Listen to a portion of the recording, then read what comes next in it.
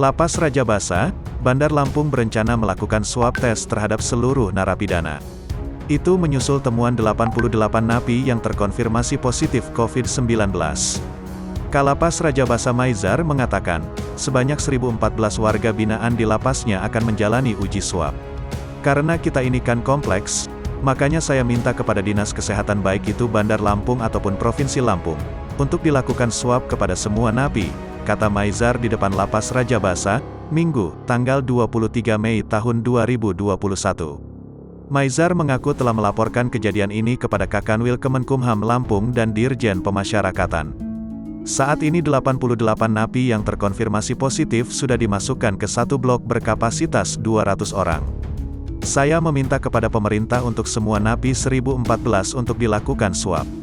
Termasuk juga kepada semua pegawai Lapas Rajabasa sebanyak 170 orang, tutur Maizar. Bahkan, kata dia, petugas yang sudah menjalani vaksinasi juga wajib menjalani swab tes.